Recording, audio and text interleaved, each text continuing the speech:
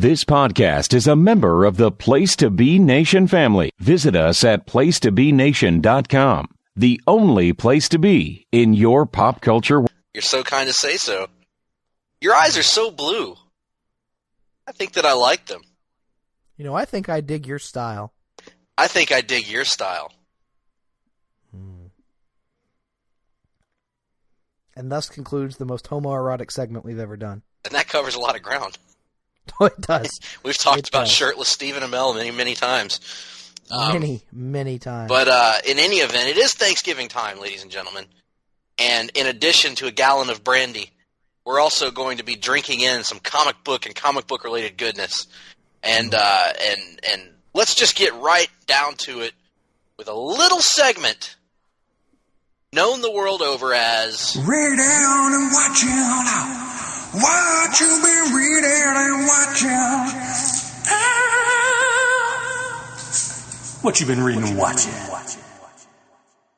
That beautiful jingle brought to you, as always, by a hypothetical, non-existent DC online unlimited subscription service. And by always brought to you by that means it's the first time Greg's ever mentioned to you that the jingle was brought to you by that. Hey, I go where the money goes, and right now the hypothetical fictional money is being paid, so they're going to get hypothetical fictional ads. Hey, and as we will be officially announcing at the end of the show, that jingle actually plays a pretty key role in what we got coming up next week for the largest podcast ever in pop history. We don't want to tell too many tales out of school just yet, but we'll get there. We'll get there. So this is what you're reading, what you're watching, and as some of you may know, I didn't mention this yet. I should have, but I failed in my hostel duties. This is, of course, not Countdown. Is hostel a word? Week. That was last week, and it was a wonderful episode. Is hostel a word? I'm asked again. Hostel? Yes, I just made it a word.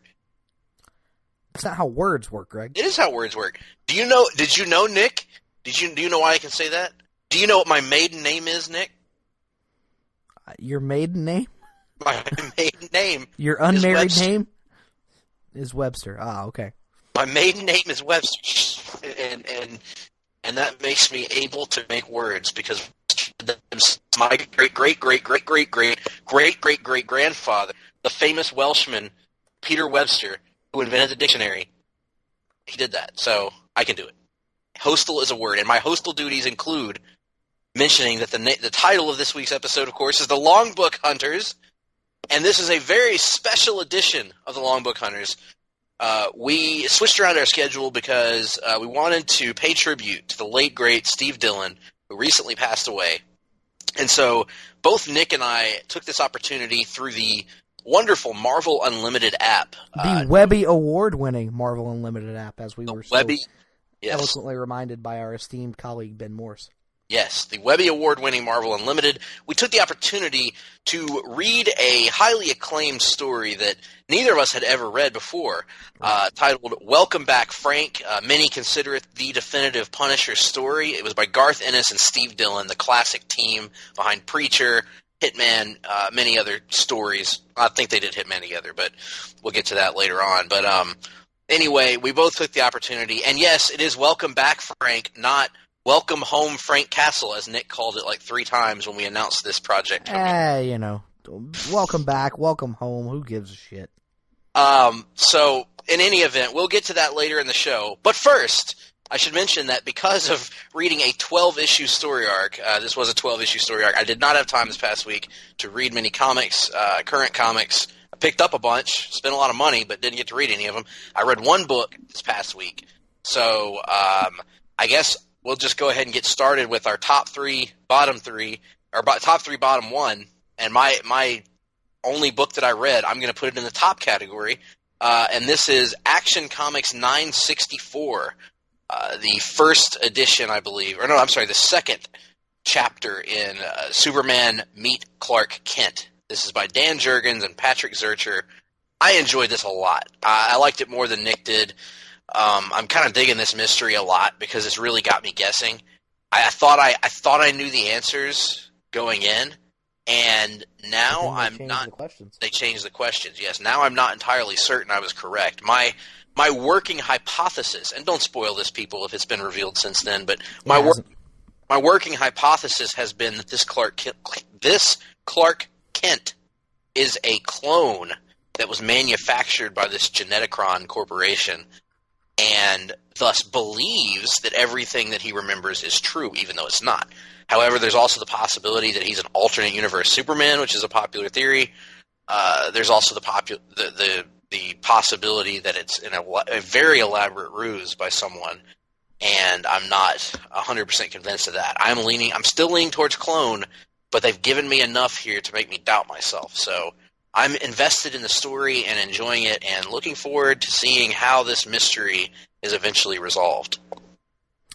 Yeah, obviously I didn't enjoy it as much as you did. And just to let you know, they have not resolved that mystery. They're letting it play out and kind of actually just put it on the back burner for now, not really addressing it heavily in the Lois Lane returns to the planet story that follows this up. So gotcha. No As you spoilers, can tell, ladies and gentlemen, we're there. both on our game tonight.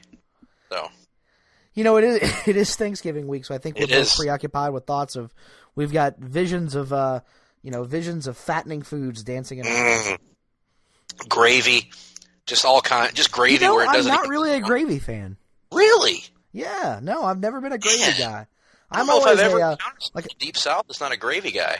Yeah, gravy and sweet tea, the two things that I never developed a taste for. Living in the South, unfortunately, or fortunately in this matter. I'm a big fan of. Not like my waistline needs any extra padding at this point. Well, you do like grease. I know that much about you. Grease is a different animal altogether, Greg. In the great Dusty Rhodes tradition, you love you some grease. Wrong with a little grease, daddy. Hash brown casserole. That's where it's at. Oh, hash brown casserole is pretty good stuff. I'm a mac and cheese man myself. That's good stuff. But this isn't a food podcast. We're getting off topic. Nick and I. We should do a food podcast. We should do a food podcast, and it would just be about all the different foods that we like, and some foods that we don't like. And then when we wanted to get when we wanted to have a really contentious one, we could have the great Nashville hot chicken debate. Oh my God, that could take up 2 hours in and of itself. Yeah, and then then afterwards we can go on Twitter and tweet all about the craps. Yes, we have after it. Anyway, carry on, Nick. Your number 3 selection. Oh, am I going top first? I guess I will. My number 3 book of the week. I'm going with Green Lanterns number 11. This is another installment in the Phantom Lantern storyline, and this is you get to see old Frank, the Phantom Lantern, in this case, actually seemingly trying to do some good. But it becomes increasingly evident throughout the course of the book that he is only doing good because he desires adulation and attention and is doing good out of very selfish means. However, it raises some issues about if he is seemingly doing good in the eyes of the public and the Green Lanterns are opposing him, does that not make the Green Lanterns the villains to a lot of people? So interesting questions being raised here. I continue to love this story, man. I'll go ahead and say it. It's easily the best Green Lantern story since Jeff Johns left the line. So wow. This story continues to impress in big ways. Loving the direction of this one. My number 2 book of the week, I'm going with Green Arrow number 11. Last week I gave high praise to the Murder on the Empire Express story, the first part of that. This seems to be yet another 2-part story because this one wraps up here, but continues to give awesome moments for Diggle, Ollie, and Dinah. They all have great moments, and we get a little bit of a reset button for the title as well, as Oliver gets back to closer to a status quo as he finds himself back in Seattle by the book's final pages.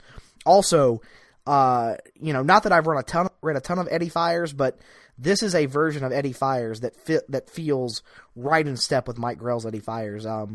Outstanding job by Ben Percy modernizing that villain for a modern audience. And finally, my number 1 book of the week, and one that I feel like this is what it finds its way here every time an issue comes out. Old Man Logan number 13. This wraps up the last Ronin storyline. The Japan set story that's been bouncing back and forth between Old Man Logan's past and his present and it has some amazing, amazing emotional beats in this one. I really can't, do it justice by describing it. And honestly, I've said this a lot. This might be some of Andrea Sorrentino's best work yet, including a splash page, Greg, where I believe, and there's no way for me to actually know this, it looked as if Andrea Sorrentino created an image that was made up of what appeared to be approximately 1,000 smaller images. So the level of detail on that splash page is amazing. You have to see it to believe it. It's incredible. I haven't seen anything like it in comics before. Wow. Old Man Logan number 13. This series continues to be absolutely amazing. I cannot wait for you to read some of it, which you will be in March when we have our month celebrating Wolverine for the release of the new film. So Old Man Logan just continues to knock it out of the park each and every time there's a new issue. Yes, it's certainly selling a lot better than the comic that David Sunday and I have been reading lately, Old Man Joe Rogan. Not been quite the exciting read. Old Man Joe Rogan. Interesting. And then jumping over, should I do quick hits or bottom book? Which one do you want first? Do bottom first. Bottom first, and this one's kind of an upset pick. I want to stress before I say this once again. Another week where I didn't read a bad comic book. I really didn't. All the books this week, were at least enjoyable. And this one finds its way into my bottom slot, not because of anything it did, objectively wrong, but because of some weird hang-ups I have about some of the dialogue in it. And that book, my bottom book of the week, Batman number 11, the third part of the I Am Suicide storyline. And it's for the dumbest reason in the world, Greg, because, like I said, I enjoyed all my books this week, so the margin of error separating them was very, very thin. And here's my reasoning for putting it at the bottom. Greg, in your opinion, or in your version of the characters, what do Batman and Catwoman call each other, typically? Bruce and Selina. Okay, if they were going to call each other anything else, what would they call each other? Bat and Cat, maybe. Oh, God. I was hoping you weren't going to say that, because that's what they call each other in this book. And it bugged the hell out of me, and I don't know why. Every time he said cat, it just felt like... Gotham? Yeah. It felt like watching an episode of Gotham. It was just almost unbearable at times. So, even though the story continues to move forward in interesting ways, and even though the art and the writing was great, like I said, not a bad book that I read. To your point, traditionally, in all the stories that I've read, they've traditionally called each other Batman and Catwoman when they're referring to their costumed identities. But when they're just together alone, they refer to each other as Bruce and Selina. Right, and that's the problem is there's one scene where they're alone and they're calling each other Bat and Cat, and it just irked me. And I know that's a stupid fanboyish complaint to have, but I had to pick a bottom book, so that's I get it. I get it. Listen, I understand. Just wait until they start introducing other elements of Gotham into the comics. Oh God, I hope they introduce Penguin's incestuous mother first. Ooh, and then they can have the next big arc be Batman versus the Balloon Man. Ooh, that would be interesting. That would certainly be interesting. Anyway, moving on to my quick hits very quickly. First up, Spider-Man number 9, a Civil War II tie-in. This was an interesting book. It's an issue of Spider-Man that doesn't actually have Spider-Man in it until the last page. So kind of a mystery of where Miles is and where his head's at right now. And so it's a book that focuses on Miles' supporting cast and really shows you how much all these characters care for him and what they're doing to try and find him and help him out in this very stressful time in his life. So Spider-Man number 9, pretty good read. Trinity number 3. This, after a previous issue that was entirely focused on Superman's past, this one is the Trinity taking a fresh look at Batman's past, and I very much enjoyed this one. Manipul continues to kill it on this title. Superman number 11, the second part of the In the Name of the Father storyline, where Jonathan Kent and Damian Wayne are meeting for the first time and forced by their fathers to learn how to coexist. This sounds awesome, by the way. It is pretty good, and you do get the pretty clearly the setup for the Super Sons title. I enjoyed this one very much. Pat Gleason and Pete Tomasi, I think, handle young heroes in the DC universe better than just about anybody I've encountered, especially Damian Wayne. Aquaman number 11, the prelude to the Deluge storyline. Very much enjoyed this one. Mira continues to almost steal this title away from Arthur, but Arthur has some damn good moments here, including the payoff to his previous conversation with Superman from a few issues ago that I think you'll very much enjoy. Love the hell out of this one. And then finally, just missing my top 3, another great installment, but just on the outside, Jessica Jones #2 moves the mysteries from the first issue forward. I'm very intrigued by this. I can't wait to see where it goes. Brian Michael Bendis has not missed a beat with this character, and I'm so happy to see something, in the vein of Alias back in the Marvel Universe. Very good, very good. There you have it, folks. What have you guys been reading and watching? Let us know. We're going to move on to the watching set. And of course, another jam-packed week of television. A bit of a mixed bag, I thought, last week from the CW verse. Let's get it started on Monday with Supergirl. And what was an episode that featured the premiere of the Parasite as a villain on the show, their version of the Parasite. Yeah, I was about to say, I'm not overly familiar with Parasite because I haven't read a ton of Superman comics in my life, but based on my rudimentary understanding of the character, this was almost a complete reinvention, was it not? Complete reinvention, completely different. Which, for the record, I didn't actually have a problem with as a Superman fan, because Parasite's a character that you'll find has been reinvented probably more than any other Superman villain, maybe other than Brainiac. But he's been, generally a kind of a henchman type character, not really smart. They've done the monster version of Parasite. They've done the Parasite that looks like a humanoid, and the show kind of went with a hybrid of the monster version of Parasite, but a little bit, as you pointed out to me, Nick, a bit like John Carpenter's The Thing. Oh, it was very much. I mean, from the Arctic setting to the alien being brought inside the dog, or excuse me, in this case, a wolf. Just some of the music choices and the way the opening scenes of the episode were shot. This was very clearly, I'm not going to call it a ripoff. I'm going to call it a loving homage to John Carpenter's The Thing. I mean, that's clearly what they were going for. Yeah, and I kind of like that. I kind of dig that as a take on Parasite, that the Parasite itself is an alien entity or a foreign entity that kind of invades and perverts Rudy Jones, who in this case is a scientist, an environmental scientist, and a little bit different take. So I was okay with the changes they made in that regard. We'll get to the rest of the Parasite here in a minute, and some of the stuff I wasn't good with. But we also saw the continuing misadventures of Mon-El and Kara as they get to know each other, and this to me was the highlight. Well, I'll take that back. This was one of the highlights of the episode, was seeing Kara and Mon-El kind of deal with each other's completely different outlooks on life. Mon-El has no great desire to be a hero, just wants to do his thing and be left alone, essentially. And Kara, of course, believes that he has a responsibility to be a hero, to go and help people, help those less fortunate. And they just don't see eye to eye on that. And it's creating some pretty compelling television. He's been, I don't know about you, I think he's been a great addition to the show. Thus far, yeah, I would agree. I don't know anything about Mon-El in the comics, and no, either. Judging by what I've been hearing over on the Sellers Point podcast, this isn't exactly a version that was expected. In that it seems to be another case of them, kind of reinventing the character for the show.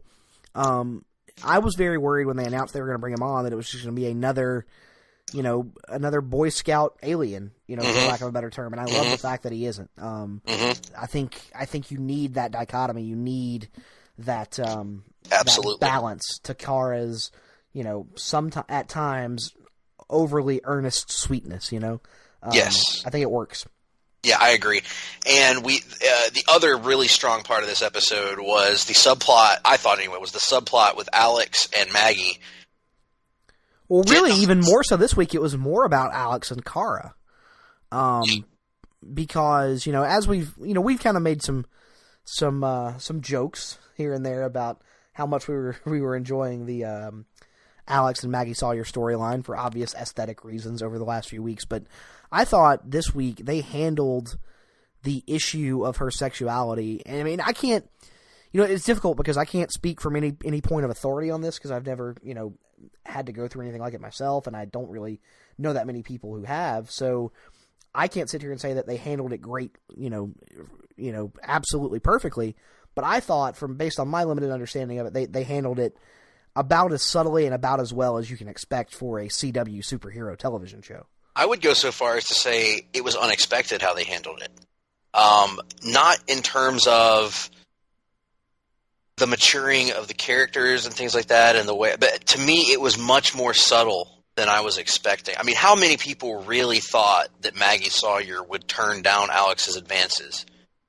I didn't. I thought for sure it was a matter of as soon as Alex embraced who she was, that they would be a couple on the show. I actually kind of figured she would turn it down.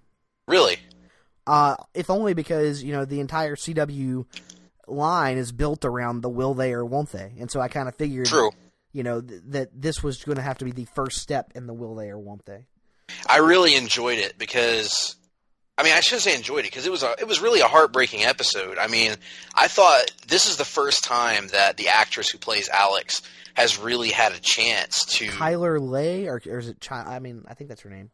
Yeah, it's the first time that she's really had a chance to show what she can do. And man, she killed it. It was really heartbreaking. The scene at the end with her and Tara in the apartment when she's breaking down, that was genuinely like, you feel for her because we've all been there. Absolutely. Every person, man, woman, even children at this point have been through something like that in their lives. So you get it, and it's easily understood and instantly empathetic. So I absolutely love that. It was the most realistic rejection scene I've seen on a CW show, I think. Oh, absolutely. I also loved how they didn't have Kara just, instantly do the thing that you thought she would do being Supergirl, in that I kind of assumed when Alex told her that she was just going to take it with a smile and nothing was going to change and everything was just going to be all hunky-dory. But I thought they handled it in such a realistic way, in that Kara isn't sitting in judgment, but she can't help but be somewhat uneasy with it because it feels like Alex has been keeping a secret from her for years, and that's they kind of approached it from that angle. So I thought all around the issue of Alex's sexuality was handled extremely well on all fronts. Absolutely. We also saw just a little bit of development with Hank Henshaw / John Jones and Megan Moore's Miss Martian, as she had to give a blood transfusion to Jean, but since unbeknownst to anyone else, she has white Martian blood, no one knows how that's going to react with Jean's body, and we started to see some of the effects on his body towards the end of the episode in the close-up of his hand doing the Rocky V handshake. Yes. And also in the preview for next week, they showed what is seemingly a hostile John Jones or Hank Henshaw. However, next week's episode is also supposed to feature Cyborg Superman, so I'm not sure if that's a hostile John Jones turned hostile by the white Martian blood in him, or if it's Cyborg Superman. So I'm interested to watch the episode whenever we get a chance. Ooh, should be interesting. Now, let's get on to the stuff that didn't work in the episode, which, first off, Parasite, really bad CGI in my opinion. I thought it had flashes of really. It was hit or miss. When they hit fairly well. Not a home run or anything. They hit a solid double. But when they miss, Lord, they missed terribly. They missed. Oh, it was awful. It wasn't super Nazi bad from Legends of Tomorrow, but it was pretty bad in my opinion. It would take me out of, especially the scene when he lifts up Supergirl and he lifts up Martian Manhunter and he starts draining them. It just killed me. I was like, it was so fake looking. And listen, I know, there's a lot of, shaky CGI at times on the CW, but they do the best they can in general. But when it's really bad, it takes me out of the episode. And why? I don't think you even necessarily need to do CGI on the Parasite. You could have easily just done a makeup job. The makeup on the aliens at that alien bar is actually really good usually. Right. They do a good job with the practical effects. I feel like I think they wanted to go more with the monster aspect of it, Greg. That larger than life. Yeah. Because really, they needed something big and imposing and giant so that it will look that much more impressive when James Olsen got his big moment there. Oh, God. And the number one biggest thing that sucked about this episode. All right, I gave it a chance, folks. James Olsen and his Batman voice. James Olsen and his Batman voice as the Guardian. Oh, my God, this was terrible. I don't even know where to begin. Batman voice for no apparent reason. Stupid looking suit. Random which is from a leftover from the last episode, of course. But one thing that everything sucked about this. One thing that bugged me, that wasn't even directly related to James Olsen. Let me ask you this, Greg. So, James Olsen is becoming Guardian because he wants to help people. That is his stated motivation. He wants to help people. Great, grand, wonderful, I get it. What motivation does Wynn have to continue to help him? Because in this episode, Wynn makes reference to the fact that he's gonna keep helping James because he enjoys helping people, even though, isn't that what he does all day, every day at the DEO, is help people? Yes. And helps Kara in her Supergirl life as well. So I did not understand the logic of the writing behind having Wynn so readily embrace this new role as James Olsen's bitch. Also, the decision to keep the secret from Kara for no reason. I'm sorry, writers of the show, for no reason other than to build artificial drama for the rest of the season. And probably to take yet another stab at the Kara and James romance at some point, which you warned me was a possibility earlier in the season. Maybe I'm wrong on that, but I got that subtext through the course of this episode, and I don't know. The Guardian thing is not working, and it's a shame because most of the rest of the show is working big time this season, but. I got to be honest, Nick. I was fine with James Olsen as the head of Catco. If they were going to move him to that role and he was going to be the Cat Grant who only occasionally appeared on the show, I could deal with that. If he was a background character. I cannot deal with James Olsen as a lead superhero on Supergirl. No, I can't either. It's been atrocious. My biggest hope now is that we aren't forcefully subjected to some James Olsen during the 4-night crossover, because that's not what I'm watching that for. Right. No, and it appears based on the previews that I've seen that it's just going to be Supergirl coming over from her show. So hopefully that's the case. Anyway, we've been on and on about that. Let's move on to Tuesday nights, The Flash, which. Again, gotta be honest, probably easily the worst episode of the season, in my opinion, to this point of The Flash. Probably one of my least favorite episodes of the entire show to this point. I would probably say that I enjoyed it a little bit more than the awful hologram episode that featured, the 14-year-old hacker or whatever that was behind everything. Oh, but yeah. That's the biggest defense of this episode I can make. I will say that I did enjoy the dynamic between H.R. Wells and Joe. And Joe's girlfriend, who I think is going to be an interesting addition to the show. But other than that, not really much to chew on here. No, I agree. I will say my initial hesitance about the HR character. That version of Wells gone out the window. He was great in this episode. His dynamic with Joe was phenomenal, including Joe's line of "I'm about to slap somebody." That was pretty awesome. And let's not forget the reveal that that Caitlin now pretty much knows that Barry is to blame for her condition, which could, that has some potential there. I've always been dead set against the idea of Caitlin becoming an out and out villain. But if she's a villain that has a legitimate motivation. Here's the problem. Here's where I'll disagree. I don't think that's enough motivation to turn Caitlin. Caitlin, above all other characters besides Barry on the show, has been the most committed to good. Like, she has been I would argue, the driving positive force behind Team Flash. Even when Cisco's been down and out, when Barry's been down and out, Caitlin has been like the biggest sweetheart. So here's where I can go with that. Yes, she knows that Barry caused it. Yes, that's a reason for her to be pissed at Barry. But to me, that wouldn't be enough to turn her. But if her powers are having some sort of effect on her as well, which has been implied by the last episode where she or a couple episodes ago, I guess, when she was about to kill her mom's assistant, if you remember, right. And then kind of seemingly lost control of herself and then regained control. I could see, to your point, that being a tipping point for her where it pushes her over the edge. Let's look at it from the standpoint of, okay, in season 1, she loses, the love of her life, Ronnie Raymond, in an event where he's helping Barry to solve a problem, and Barry is unable to keep him from falling into the vortex at the end of season 1.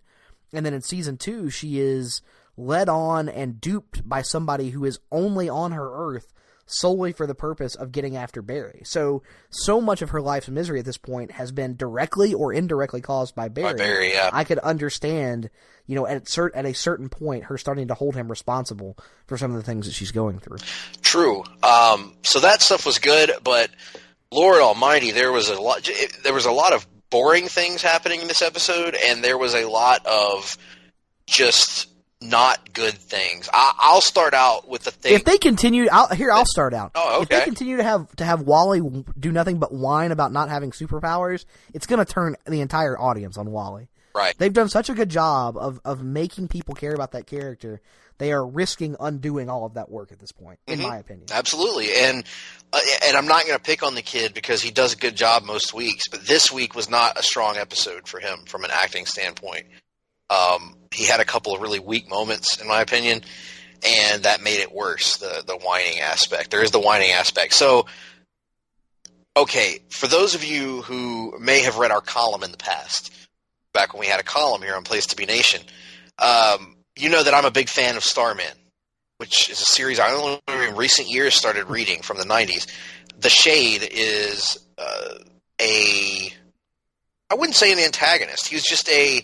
He's almost like a neutral figure in that series. He's a villain that serves as the mentor for the main hero, which is a really interesting dynamic. But the Shade is one of the most interesting villains in DC Comics. Probably one of the most interesting characters, as rendered by James Robinson. Now, the Flash decided to use the Shade, and I knew they weren't going to go with the Starman version of the Shade. Too much depth, too much backstory to go into. I figured they would go with the traditional criminal version of the Shade from the Silver Age. No problem. Justice League Unlimited used that version of the Shade and used him very well because he's got awesome-looking powers. Controls darkness, controls shadow, and not Oliver Queen's shadow.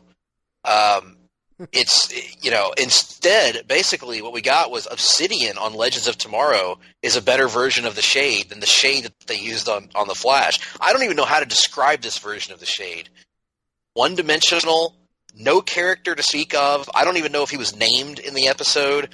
His powers are stupid. He creates a giant dust cloud, and that's it, basically. Just the first time, and I mentioned this online the other day, it's the first time I can ever remember the Flash taking a comic book character and making that character appreciably worse than it is in the comics. They made a better version of Vibe, they made a better version of Killer Frost, and they have made an atrocious version of the Shade. Yeah, I'm not nearly the Starman fan that you are, so while I agree they didn't do that character very well, I won't say that it angered me probably the way it did you. Yeah, and I mean, angered is a tough word, because, as I was watching it, I was rolling my eyes. I wasn't, wanting to throw something at the TV, but it's just such a waste. It's such a waste when you take, and you read the first volume of Starman as we reviewed it, when you take a character that has the potential to be so much, and you waste that potential away. It's akin to something like we described with the Green Lantern movie, where it's not so much that it's a bad movie, it's that it wastes a concept that is so wonderful. And, this is certainly a much smaller level of that, but it's just like, why even use the Shade when you could have created a new villain for the show and done it if you're going to do away with that villain in one episode? Well, there's always hope for there being another shade. I mean, we had 2 weather wizards on the show, true. So hope is not lost, Greg. That's true. And so anyway, and then of course we had the finale that introduced the true big bad of the season, which is Savitar. Mixed results, I'll say. If Savitar is going to appear repeatedly throughout the rest of the season, they had better, polish that CGI heavily, because that CGI did not look awesome. No, I don't know that it was Parasite bad, but it was not good. And in addition, he looked ultra generic, in my opinion. Now, look, I'm not saying I want Savitar to look like a half-naked Native American man like he did in the comics. For God's sake. But I am saying that I would like Savitar to look somewhat distinguished, somewhat identifiable. Not distinguished, that's a stupid word. To look somewhat identifiable, somewhat stand out from the other villains that we've had, particularly since we've had roughly 4,500 speedster villains at this point. So right, and that's one thing I will say. One touch I did like was the idea that only Barry can even see him because he's moving too fast for normal humans to perceive. So that was interesting, although it does beg the question of how is Barry even going to be competitive with this guy? Yes, very good, very good. That aspect is cool. The whole last scene to me was very confusing. I don't know about you. I had a hard time following what was going on, why things were happening. Now part of this is not watching in HD. I have to watch it in you've seen the Dothan CW network here in Dothan, Alabama, not here in Vancouver. The reception is terrible, so it's hard to see things anyway sometimes. But I just thought it was a very rushed and difficult to follow last scene, particularly since they've built up the alchemy thing for so long, and then you finally get seemingly some confrontation there, and then it kind of all goes south. Yeah, I agree. It was very strange. It seemed like he had some worshipers or followers who were helping him. I don't know. So now clearly, Julian was not there during that scene, and they made a point of mentioning that Julian wasn't there.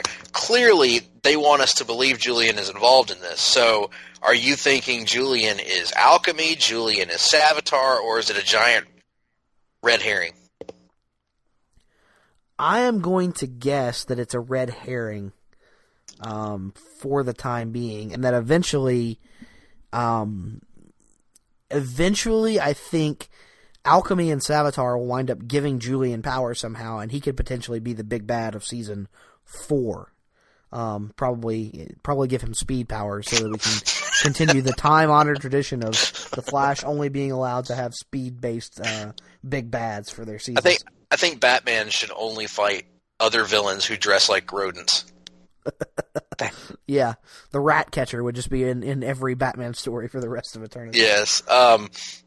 So in any event, that wraps up the Flash. Now, I mentioned that it was a mixed bag. Let's move on to Wednesday night and Arrow, which I believe the title of the episode even, but if it wasn't, the main focus of the episode was on Vigilante, the introduction of the CW Arrowverse version of a classic DC Comics character, going with the version made famous in the 80s by writers such as Alan Moore. And this is a take on Vigilante that I thought was awesome, and due in large part to the way they envisioned his Predator vision, if you will, through his ski goggles or whatever you want to call them, of his costume. They really made Vigilante look like a badass, and the Predator vision was awesome. The performance by this actor playing Adrian Chase, the DA, amazing. Can't say enough about it. I've been talking with you about this off the air for weeks now about how much this guy is impressing me so far. Dude, this is a contender for my favorite episode of the season so far. I was a huge The last 3 episodes of Arrow have been some of the best Arrow television since season 2, probably. Yeah. I have absolutely loved everything about them. Yeah. this episode knocked it out of the park in almost every way. You had the Thea Quentin Lance subplot, which for once I thought actually handled the issue of Lance's alcoholism with some subtlety and with a little bit of touch of realism, as in some of these conversations might actually happen in real life, unlike the overly dramatized version of it we've had most of the season. You also got Wild Dog doing something useful. For God's sake! Yeah, he was good in this episode. He was great. He and Diggle and their little relationship that they're forming have actually started to. I won't say they've turned me around on that character, but they have started to soften my hatred of him a little bit at least. The action scenes, the budding romance it would seem between Oliver and Susan Williams that I'm actually kind of buying right now. I think there's chemistry there. Granted, not Felicity chemistry, but chemistry nonetheless. At least it's not a Laurel-like lack of chemistry. So, yeah, just about everything about this episode really, really worked for me. Dolph Lundgren, yes. Beating the shit out of Oliver for the first of what will likely be many times this season. In all likelihood, yeah. Yeah, that was a great scene. The painful reality of Oliver. You really get to see why Oliver is the way he is and has been the way he has been with regards to trusting people, because to this point in his flashback life, every time Oliver has let someone in, it's bit him in the ass. And in this case, the Bratva turns out to be a giant mirage. Everything he thought that it was, it wasn't. And he's been betrayed essentially by those that he considered brothers. So very, very useful flashbacks. Also, we got to be fair about this, because last week we talked about how we were dreading the concept of them trying to actually convince us that Quentin Lance was Prometheus. Dude, I cannot tell you how surprised and how elated I was that they pretty much addressed our concerns in the first 10 minutes of this episode. Yep. Quentin flat out says, listen, I would never do that. Even when I black out, I don't think that I would turn into a psycho killer. So outstanding job of writing this episode, the performances, the continued focus on Oliver as the centralized character with other characters playing off of him. This season is killing it, man, so far. And like and we have to give also credit to another character we criticized last week. Listen, if she's going to wear that dress in every episode, Evelyn Sharp, hey, push her to the moon as far as I'm concerned. Although, given what happens at the end of this episode, Evelyn Sharp is in the running for the Wild Dog spot at this point, I think. Yes, but if she has to go, she needs to go wearing that dress. But no, yeah, the ending was certainly a shocker. Didn't see that one coming, and it continues to thicken the plot. And it's drawing on some of those great mystery elements from season 1, but combining it with some of the action adventure elements of season 2. So big fan of this episode of Arrow. Now, on to Thursday and Legends of Tomorrow. And this was the latest in the chapter of the Legends, kind of dealing with Damien Darhk and his burgeoning alliance with the Reverse Flash.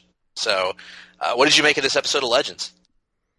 I enjoyed it. I will say that it was better than the previous Wild West themed episode from season 1. So, while I didn't love it, I at least probably enjoyed it more than the Zombie Confederates episode from a couple weeks ago. Yeah, and so I'd say it was a decent episode. That's the best way I can describe it. Yeah, I certainly think that it was better than the last Wild West episode. This was a Jonah Hex episode, folks, by the way. I actually was misplacing the last 2 episodes in my head of Legends. But yeah, this was the Wild West episode that kind of took us off course a little bit from the Damien Darhk story. And I thought it was better than the last Jonah Hex episode. Part of that is I thought the actor was slightly better this time. Not a lot better, but slightly better as Jonah.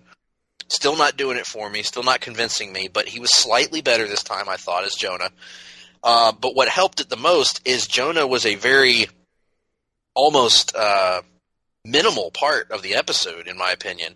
It largely focused on Ray, Nate, who is Steel, and Mick Rory, Heatwave. And they were kind of the main characters of this episode.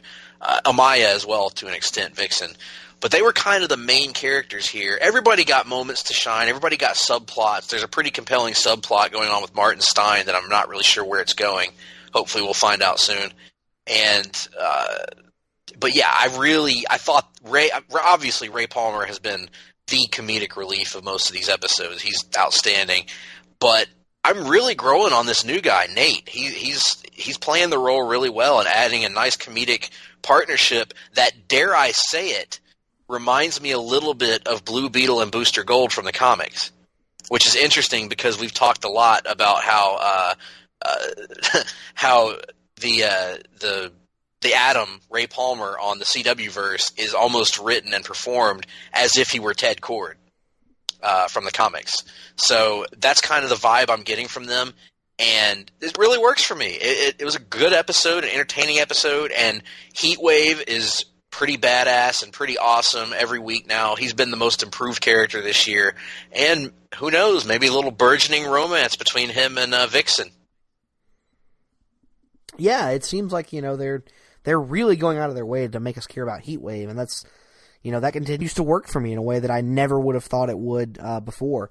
And also, I've enjoyed the dynamic between he and Vixen, like you said, maybe a little romance going on there. So yeah, I mean, nothing overly impactful from Legends this week in terms of moving the larger narrative forward, but still a decent little, solid little standalone episode, and what appeared to be the first setup of the crossover in the closing scene when Sarah announces they have to go back to 2016 to help some friends out. So very much looking forward to that one in 2 weeks. Well, let's do that part that we do at the end of the CW shows and rank them for the week. I know mine. I'm gonna go Arrow. I'm gonna go Legends. I'm gonna go Supergirl, and I'm gonna go Flash. I'm going to go Arrow, Supergirl, Legends, Flash. Very good. And I think it's probably the first time that Flash has been last on our list. So hopefully they'll bounce back for the crossovers and beyond. Yeah, because even that 1 week episode of Flash, the hologram episode that I referenced, I think that came out the same week as the Zombie Confederates episode. Well, and I think didn't that also have some good stuff with Wells as well? I can't remember. I feel like that was a good comedy episode, but I can't remember. But anyway, yeah, so that's a first, and hopefully it won't continue past this week. Now, on to Sunday nights, AMC's The Walking Dead. Brand new episode of that, which took us to the Hilltop to see what they are up to as Maggie recuperates from her illness, which we find out was some sort of complicated pregnancy difficulty that I can't remember the name of. Yes, it was not the baby turning into a zombie as they were teasing near the end of last season. Right, which is a good thing. And and we see Sasha as well with her, helping her out as they try to navigate the somewhat unique waters of the Hilltop. And at the same time, back in Alexandria, Carl and Enid, kind of abscond out into the wilderness because Enid wants to go find Maggie. She goes off on her own. Carl comes back to join her. They kind of have some bonding moments there and all that good stuff. So, but yeah, the primary point of the episode appeared to be showing that Gregory, my namesake, unfortunately, is a giant douche. Is a fantastical douche who is the leader of the Hilltop and a massive coward, and apparently has some sort of, I don't know, Alzheimer's, dementia. I don't know what's going on. That's not what I got out of it, Greg. What I got out of it was he's just so self-involved that he doesn't care to know anybody's name. Like, he didn't even know that Sasha wasn't a member of the Hilltop. He is so insulated in his house and so removed from the day-to-day operations of the actual Hilltop that he has nothing to do with any of these people, and so he doesn't know anything about the dynamic of his own community. That's what I took it to be. Anyway. Yes, and along with Jesus, Maggie and Sasha attempt to convince Gregory to allow them to stay at the Hilltop so that Maggie can get the medical care she needs for her pregnancy. However, Gregory acts like a douche throughout the episode, as Gregories often do, and won't even he won't even listen to Jesus. He literally has a come to Jesus meeting and doesn't listen to him. So doesn't listen to Jesus, and instead his solution is to solicit Sasha for some sort of indecent proposal. Yes, to work out the terms of she and Maggie being able to stay. So a rather disturbing proposition coming from him, but. Yes. But yeah, we also meet the mustachioed right-hand man of Negan, or left-hand man, if you will, whatever. He had appeared in a couple of episodes previous. Yes. This is the first time, extended look at him we get. First time we've really gotten to know him as a character, and boy, does he seem like a winner. Yeah, seems like a real mensch, as they say. Yes. So overall, this was I thought another good episode in a line of them. I actually enjoyed pretty much all of the stuff in this episode because, again, I would consider it to be necessary character development for a lot of these characters. I thought it was really good development for Enid and Carl, both of them establishing their own personalities, their own personas. I can hear it bubbling in your voice, Nick, but I'm going to go ahead and say it. I don't mind Carl. I have not minded Carl for a while. I think he's a good contributing character who is less annoying than Rick most of the time. So for me, yeah, it was a good episode. I enjoyed it. I thought that I enjoyed everything that happened at the Hilltop. Put it that way. And yeah, so I thought it was a good episode. Not the best of the season by a wide margin, but good. Yeah, I enjoyed how Carl says that, I can't save you anymore, and then instantly sets out to save her, and not just save her, Greg. Nick. Not just save her, Greg, but destroy a car just so he can kill one walker that he could have easily killed with a knife or gun. But no, he has to destroy one of their most valuable assets, one of the only assets that the Saviors actually bothered to leave them. He has to total a car because of his own stupidity, essentially. I understand. I agree with you, but I would caution you again. He is a teenager. You too will one day have teenagers. Yes, and I hope they don't wreck a car in commission of killing one walker. I hope there aren't walkers at that point, Nick. God's sake. Also, my God, how about we just have a 20-minute scene of Carl eating pudding on roller skates at this point, because all they want to have him do is do stupid things from days gone by. Oh my God, it's awful. I am so tired of Carl. I love hearing your hatred of Carl. I love it. He is the dirt fucking worst. I want to hear you rant about Carl and Braun Strowman for about 2 hours. Braun Strowman is not half as bad as Carl is. At least Braun Strowman has a defined role that he seems to fill well, even if I don't, really appreciate his filling of it. Carl brings nothing to the group, Greg. Nothing. Would it help if every time he appeared on screen, he yelled his name out and it played a song behind it? It would help if he cut his douchey hair. It would help if he stopped doing idiotic things. That's so true. Somebody has got to give that kid the Maggie haircut. There are a lot of things that would help with Carl, and I'm hoping, dear Lord, that Negan's about to give him some help once he arrives at the sanctuary, even though I know that's highly unlikely. Maybe he'll put out his other eye. I'm hoping for a lot more than that. What does he think he is going to accomplish by going to the sanctuary solo? I have no idea. If you want to talk about Rick's stupid plans, Greg, your boy Carl has probably got some whoppers of his own.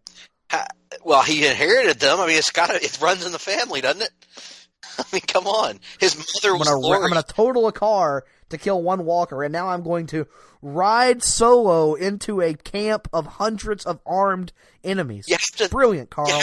Absolutely brilliant. You have to consider, Nick, his mother is Lori and his father is Rick. So he inherited her just general bitchy attitude and his complete lack of understanding of how to make plans. So it's coagulated into this unreliable ball that is Carl.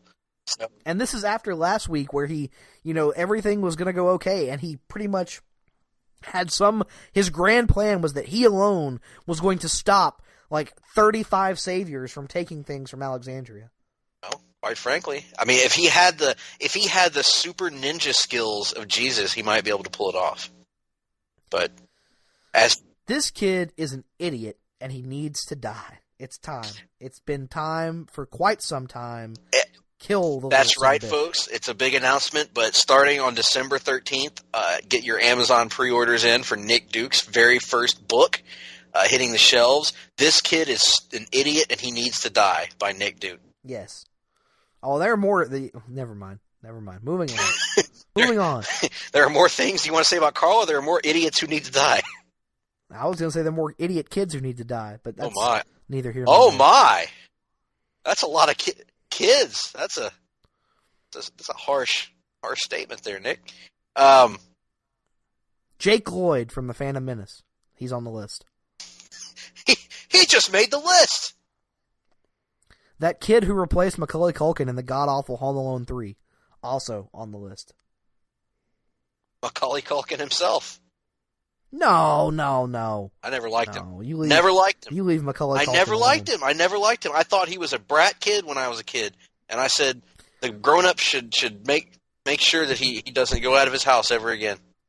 Yes, the grown-up robbers should beat him. Yes, he deserved it. He was being a jerk. You were pulling for Daniel Stern and Joe Pesci. I was hoping that they'd win it this time, and they came back for the second one. I mean, it's kind of. I was like Chevy Chase in Dirty Work when he bet against Rocky in Rocky 3. Yeah. Anyway, let's move on to the rundown, ladies and gentlemen. Again, not to tell tales out of skew, but we may or may not have a jingle in the future for this. Dude, I didn't even know that segment. It's not yet. From what I understand, it's a delicate process. Yeah, you gotta let it percolate. That's right. From what I understand, it's going through various layers of audio mixing and maybe experimentation. They got to get the sound just right. It's all a bit technical, but the important thing is that our jingle's future is secure. That's correct. Didn't everybody else in the PTBN pop universe get the memo? Anyway, let's get to the rundown here. We only got a few quick items for you here. Nothing major here. Slow news week. Starting things off in a little bit of an update from a story that we mentioned in recent weeks. Deadpool 2 finally has its director officially named, and it is the same guy who was the top candidate as of a few weeks ago. John Wick co-director David Leitch, not sure how to pronounce it. He's been hired to direct the Deadpool sequel. He'll replace Tim Miller, who left the franchise over creative differences. And he beat out Drew Goddard and Magnus Martins, which is an incredible name, for the second Deadpool movie. Big fan of this guy. I mean, I don't know how many of you out there have seen John Wick. I know Nick hasn't, but it's an outstanding movie. I think it's the best original American action movie since Taken, which has been a long time, believe it or not. It's been about 7 years now since Taken came out. And John Wick was incredible. Blew my mind. Really enjoyed it. Looking forward to what this guy is going to do with Deadpool. Now, the one question mark is he was a co-director on John Wick. How is he going to do handling the full slate himself? I think having people like Ryan Reynolds around him is going to help in that regard. It may be one of those things where the actor is really the director and the director is kind of in charge of things like cinematography and things like that. But we'll see how that all goes. But it's an exciting move. I'm excited. The action should be badass, to say the least. Yeah, like you said, I haven't seen John Wick, so I can't comment, with any sort of authority on it. But, if you as the action aficionado, I know you are, if you're vouching for this guy, and we still got Ryan Reynolds there to provide that irreverent sense of humor, I think we should be just fine. Absolutely. And I'm also hoping that since John Wick was successful and proved that a movie can just be called a guy's name in successfully action genre, that there's still hope for a John Matrix movie one day. Oh, we can only hope.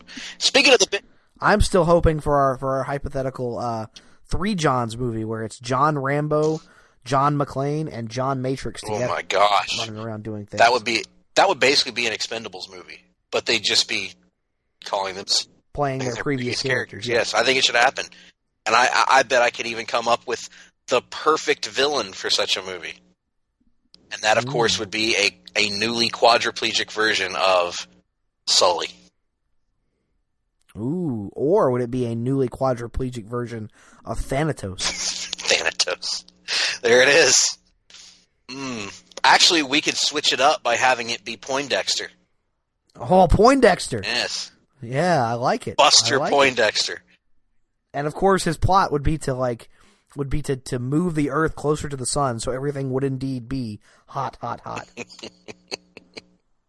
Excellent. That's good what we just did there. We just wrote a Hollywood movie. I'm pretty sure that's all it takes. And no one gets it, but that's okay. The hard-traveling fanboys will never be respected.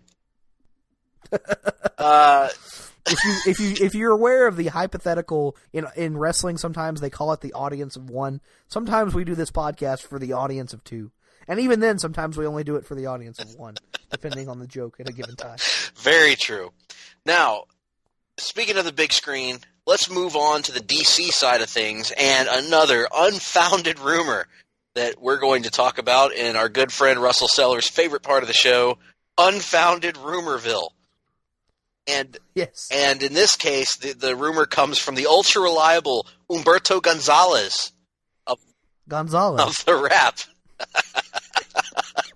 See how we just talked about that audience of two?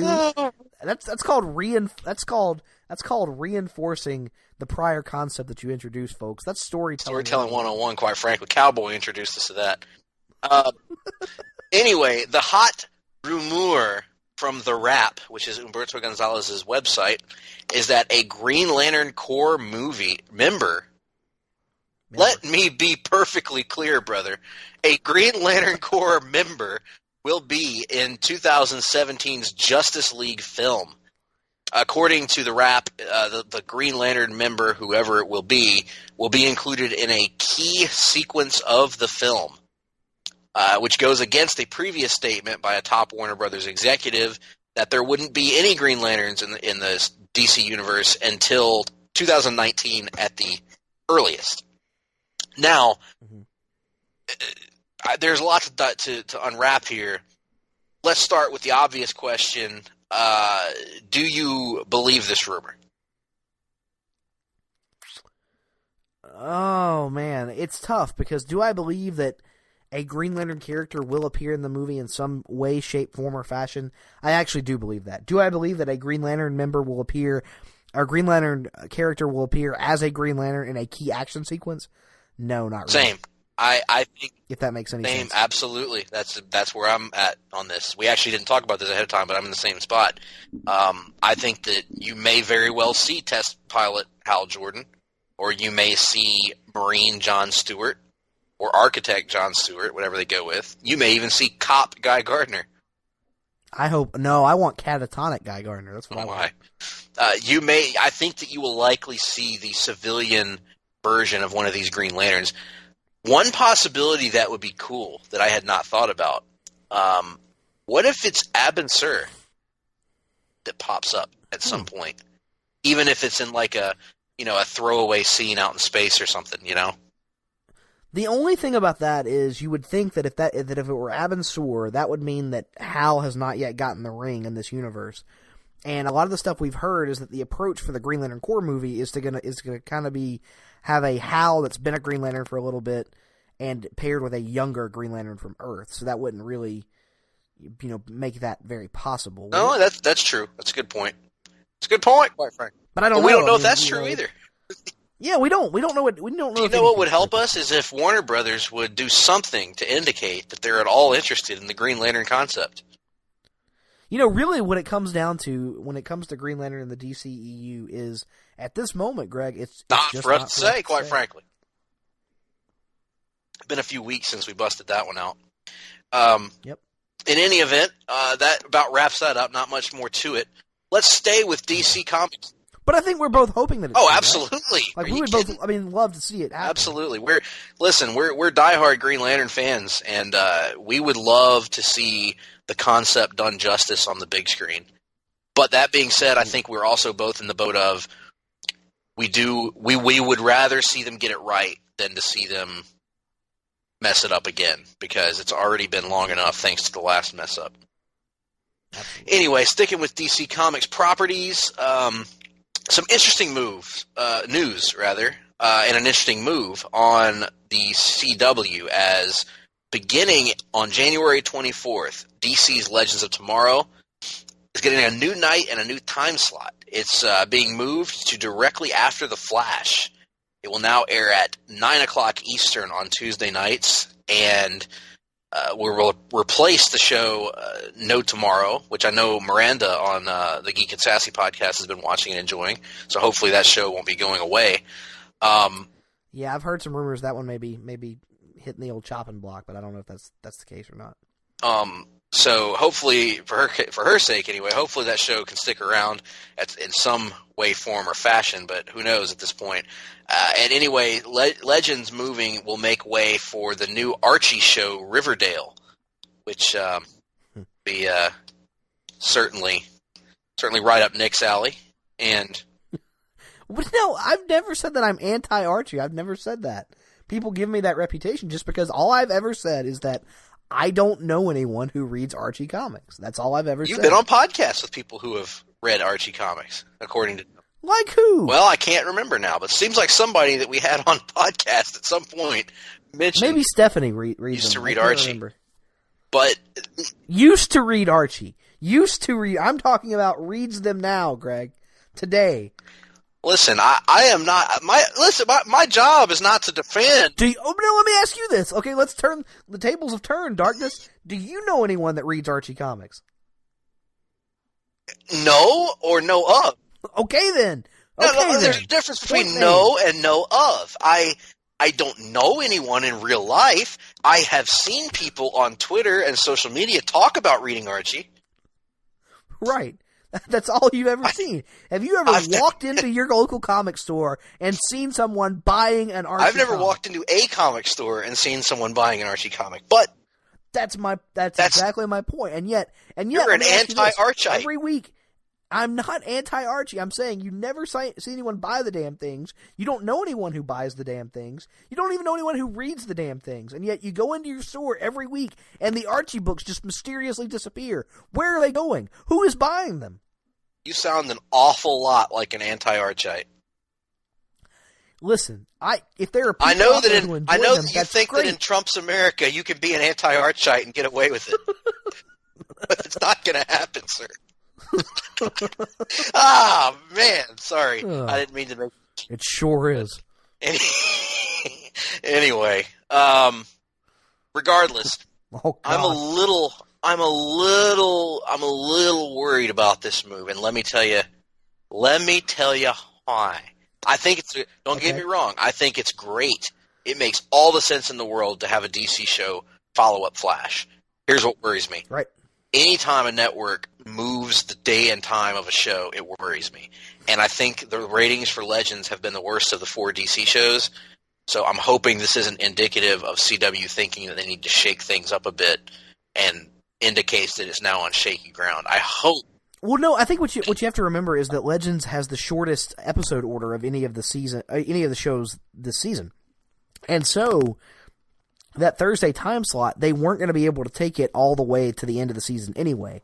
So I think it's more of a matter of mathematics that they're putting Archie there on that date because Archie will get them all the way to the May, season end time frame. Whereas Legends, it looks like it's probably going to wrap up a little bit sooner than that. Yeah, that's true.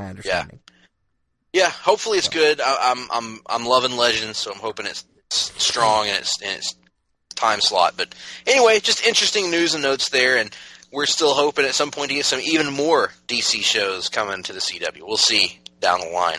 But that about wraps it up for the rundown. We got one more story for you, and that is a casting announcement for the Marvel Cinematic Universe. Nick, hit him up with that one. So news just broke today, we're recording this on a Monday, that Angela Bassett has joined the cast of Marvel's Black Panther, and she will be playing the mother of T'Challa. And that character's name is... I've forgotten.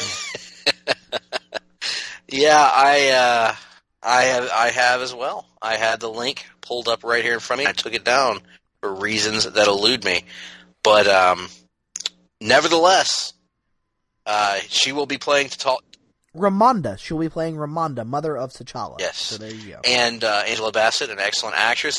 Hopefully this will be a better outing for her than the 2011 Green Lantern, in which she played what can loosely be described as a version of Amanda Waller. And with very tall hair. And a Dr. Evil quasi-futuristic suit. Yeah, she did have a Dr. Evil suit. That was especially odd. And she was killed off halfway through the movie for no apparent reason. So hopefully, Angela Bassett's an incredible actress. This should be a good fit for her. The movie looks like it's going to be awesome. Exciting stuff. But speaking of exciting stuff, when we come back from the break, we've got some really exciting stuff for you folks. We've got a Longbook Hunters about a book, genuinely, that neither of us had ever read before. And it's a book that, I don't want to spoil it, but I will just say that we both will have a good amount to say about this one. So join us right after the break. Promotional consideration paid for by the following. Voice of Ring of Honor's Kevin Kelly here. I just want to make sure you're all subscribed to all of our great feeds here at Place to Be Nation. Now, it's really easy to do.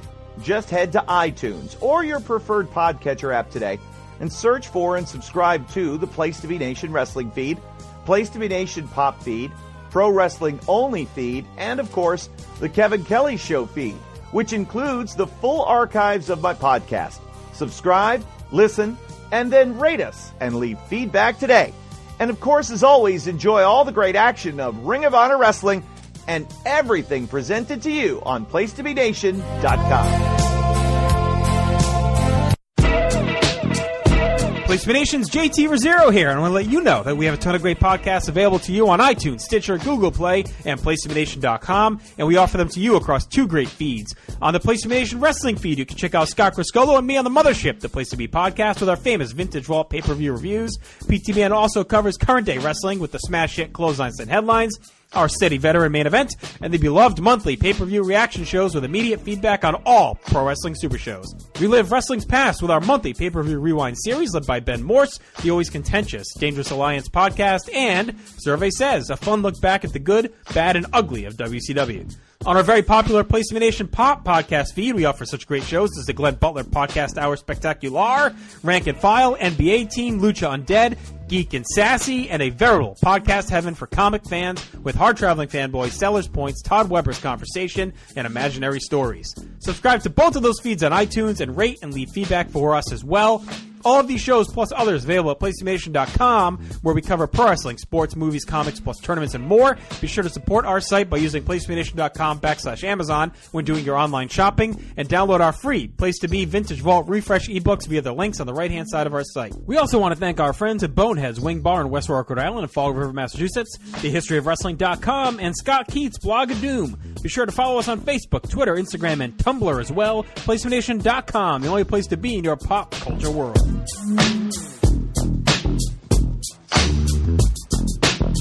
The PWO PTBN feed has changed its name. Now it will be known simply as Pro Wrestling Only, so it should be easier to find and indeed to say. All of your favourite shows are still here, including Where the Big Boys Play, Letters from Kayfabe, Titans of Wrestling, Tag Teams Back Again, This Week in Wrestling, and many, many more, including our full archives of tremendous content. So make sure you subscribe to the Pro Wrestling Only feed today.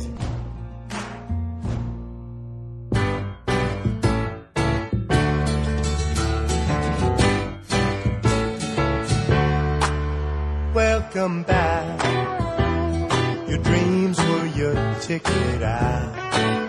Welcome back to that same old place that you laughed about. Well, the names have all changed since you hung around, but those dreams have remained and they've turned around.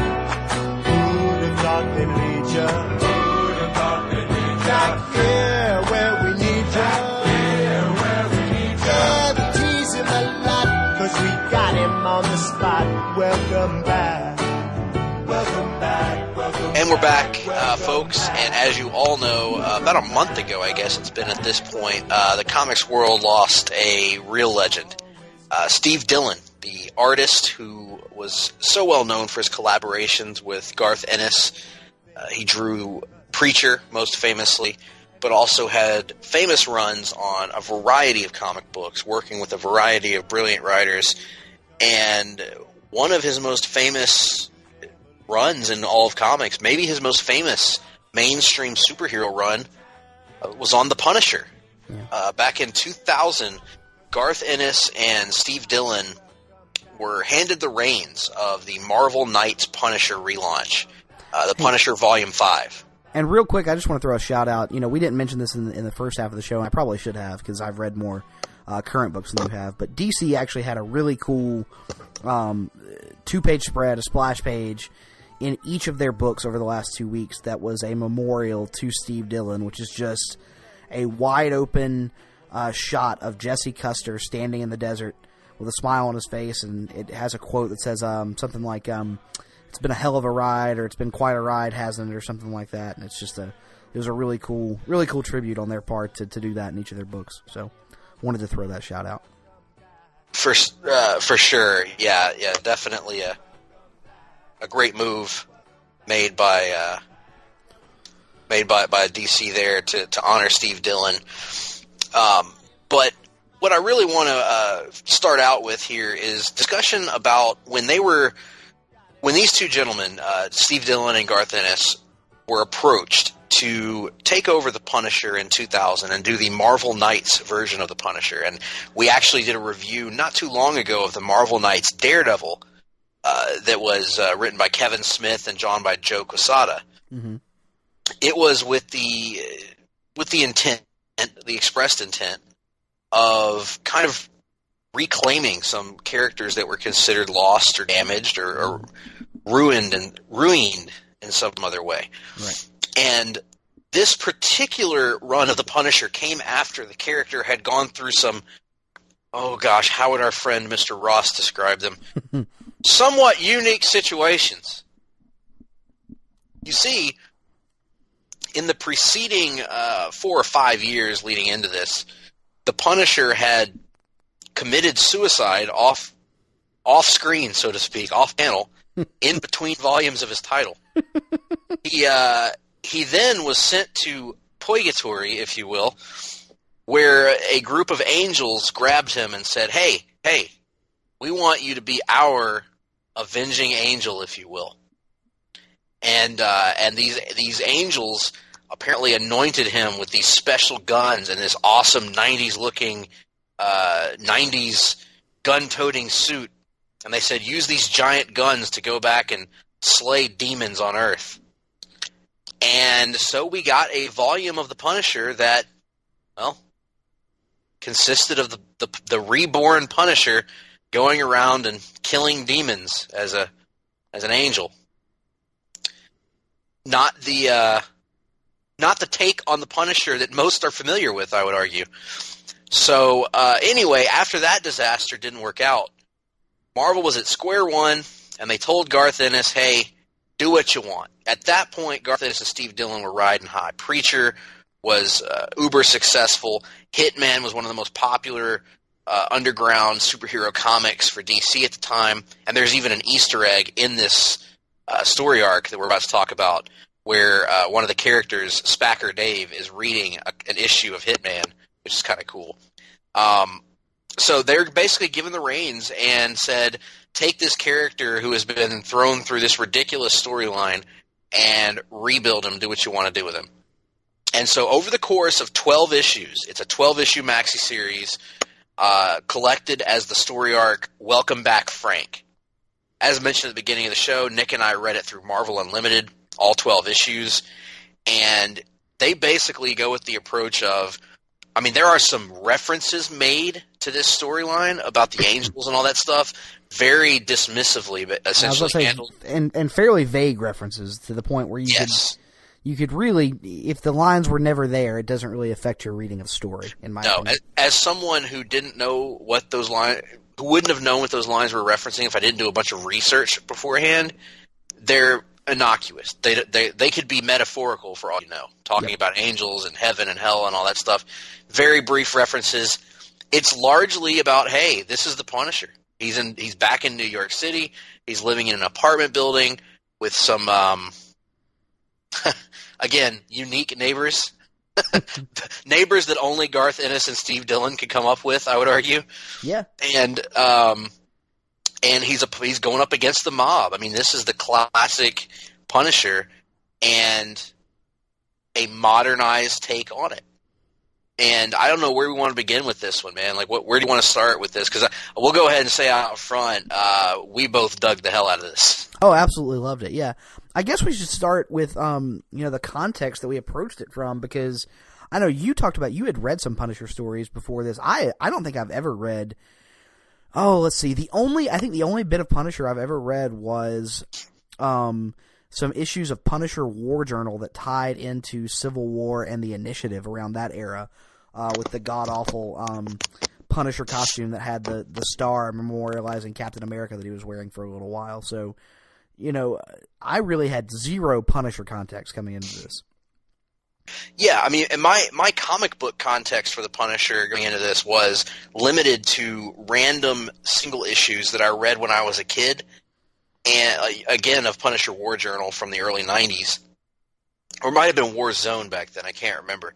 In any event, it was a Punisher book with war in the title in the early 90s. I had some singles issues of that, and occasionally he'd cross over with Spider-Man, or he'd cross over with one of the other characters I was reading when I was a little kid. But other than that, my comic book exposure was limited to the Batman-Punisher crossovers, both of which I owned in the mid-90s. There was one where he crossed over with Azrael Batman. That one was, I believe, if I'm not mistaken, I think that one was written by Chuck Dixon.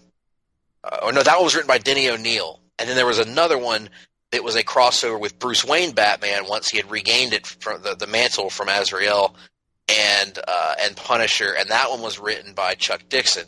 And that one was also drawn by John Romita Jr. And so I read those, and that was kind of the only comic book context I have for the Punisher. Obviously, I'd seen on the Spider-Man cartoon in the 90s where he hilariously shot plasma weapons that didn't do any damage, right. And it had the blue costume. And, of course, I knew him from the movies. I've seen all of the Punisher movies except for Warzone. Right. Which means, so I saw the Lundgren version in 90, and I saw the 2004 movie, which this is going to tie into our discussion, actually. I am a big fan of the 2004 Punisher movie. As am I, yeah. And as it turns out, it takes a ton of cues from this story. A lot of cues, yeah. I mean, the entire supporting cast, essentially, is lifted from this story. So, I would argue, though, that our lack of Punisher context, for a lot of characters it would really matter, but let me try this theory on for you and see if you agree with it. Based on or at least my understanding of the Punisher as a character, I would argue that the Punisher, maybe more so than any other character in comics, is a character you don't really need context for, because of all the characters in comics, he is presented as the most unchanging, the most rigid, the most set in his ways of anyone, and that he is the one constant in all the Marvel universe, almost like this unrelenting wave of violence that will occasionally sweep across, and there's nothing you can do to change it or prevent it. You just have to brace yourself for its arrival. Yep, I agree with that. That's perfectly stated. The Punisher is not a character that's like, even someone like Wolverine, who we've seen undergo some drastic character changes over the course of decades. The Punisher has, by and large, been the same. Right. I mean, there have been writers that have certainly explored the depths of his character more than others. And even writers who have attempted to shake up the status quo in a major way, like you just mentioned, the Angelic storyline. There was recently one where they turned the Punisher into like a version of Frankenstein's monster that they called Frankencastle. But even more quickly than other characters, the Punisher always seems to come speeding back to his status quo, just because it's a simple concept that just works for a lot of people, and it's a concept you don't really need to tinker with that much. No, and again, he's a character that works because he is the outlier. Right. Because comic books and superhero comics are built on characters that don't kill, that believe in justice over vengeance, it makes it stand out more when you have a character like the Punisher who believes that justice is vengeance. Right. And that there's only one way to properly punish bad guys. And a guy that, by the way, still has a moral code, that still has some sense of morality about him, even if that version of morality doesn't really probably fit what you would consider to be a good guy. Right, and that it's that twisted sense of morality, but still a sense of morality that makes him a really interesting character to bounce other characters off of. I think we'll talk about here in a little bit the scene with Daredevil in this story. It's always been very interesting to have those morality clashes between Daredevil and other characters in the Marvel Universe. Yes, and so this story, the overarching unifying plot of this story is Punisher's quest to take down this mob overlord known as Ma Nucci. Yeah, wants to take down the Nucci family, essentially. Yep. And Ma Nucci is the figurehead of this. She is the the materfamilias, if you will, of the mafia there in New York City, and she's caused a lot of death and mayhem and just an overbearing personality in her own right, who has some very, very unfortunate henchmen working for her who meet a variety of poor fates throughout the book. But yeah, so that's the overarching theme, is the Punisher's trying to take down this mob family. Along the way, there are several subplots introduced. There are the neighbors, which consist of Spacker Dave, who is a I hate to overuse this word, but a unique young man who has a ton of piercings in his face, and in general seems to crave attention. He likes attention. And he's a nice kid, though. And then you've got the mousy Joan, who she kind of keeps to herself all the time. She's afraid of the outside world. She's extremely lacking in confidence.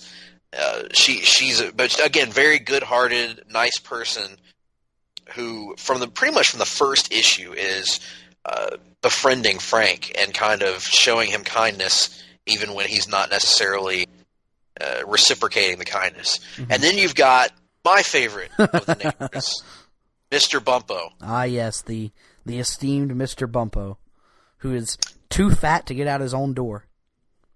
The first time we meet him, in the issue number 1, Frank has to stop and help Mr. Bumpo escape from being trapped inside his door frame because he's just, he's fat. And badasses. And he orders four pizzas at a time, and he has to order a steel-plated toilet, and then asks the people delivering it, "Do you think you can deliver it in adamantium next time?" That's good. Just a classic Garth Ennis character, if there ever was one. Yep. Only from the twisted mind of Ennis and Dillon could a character like this arise. And it's interesting because there are so many characters in this story that reminded me of Preacher characters, and of course, Bumpo reminded me of Allfather Daranik more than any other character. Certainly so, and poor Detective Martin Soap. I forgot about Soap. Yeah.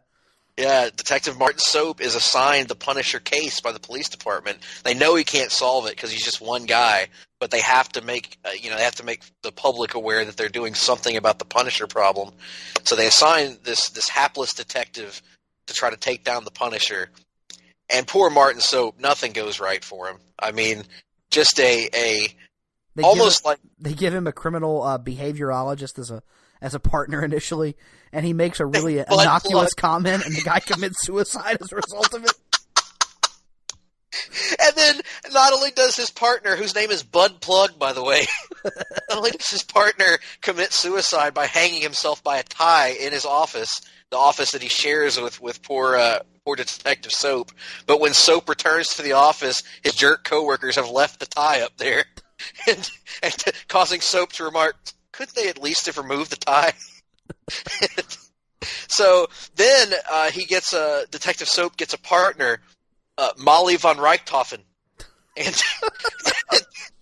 and Detective Soap bonds with her over the course of this 12-issue series, finally working up the courage in the midst of a conversation to say, Molly, you're just so... And then she goes, a lesbian. And he goes, so what were you saying about the commissioner again? Poor Soap. Oh, man, but she's great. Molly is a great character in her own right. She seems to be the only member of the police department that actually is capable of doing her job. Then you got Soap is a great character. Okay, then you've got the other subplot going on of the Punisher inspiring other vigilantes around the town. So you are introduced to Mr. Payback, who's kind of, I guess if Occupy Wall Street had a vigilante or whatever. He goes after the rich elites. Then you've got the Elite, who is the opposite of that, who kills poor people if they come to his neighborhood. And then you've got who I read in the voice of that guy from your old city commission meetings, Greg, by the way. Yes, Publix man. Yes. I say we work hard to have the best neighborhood in Dothan. Anyway, and then there's sullied by a Publix, of course. Oh, of course. The riffraff that'll come if a Publix is built will ruin the Highlands for everyone. Anyway, and then you've got the Holy, who is a priest who is driven mad by the people that will come into his confessional and confess to horrible things, and it drives him to such a rage that he takes an axe and he kills them with an axe. And luckily, his cleaning lady is deaf and blind and Irish, and so she comes there and she can't see or hear a damn thing, but she just cleans up his messes for him, not understanding that she's cleaning up dead bodies. Yes, his cleaning lady easily could have been Aunt May. That's how old she was. With an Irish accent. Yes. Oh, speak up, will you, father? I can't hear you. The hearing's not so good. Oh, anyway, man. So these are just a few of the amazing side characters you meet along the way, and one of the many things that we'll talk a little bit about the funniness of this story. We've already talked a little bit about how funny it is and all the outlandishness that happens. But Garth Ennis and Steve Dillon are masters at doing something very subtly over the course of a series that is outlandish, that is over the top, that is violent, that is at times sexual, that is filled with things that are over the top and bombastic. In the course of these 12 issues, they really get you to care about these characters, and they really get you to invest in the humanization of the Punisher. That yes, you can look at the Punisher and say he's one-dimensional. He even views himself as one-dimensional, but over the course of these 12 issues, you see the Punisher start to care about the people around him. And you see Frank Castle, that there is still a little bit of humanity left in him. Right. There is something separating Frank Castle from the people that he's killing.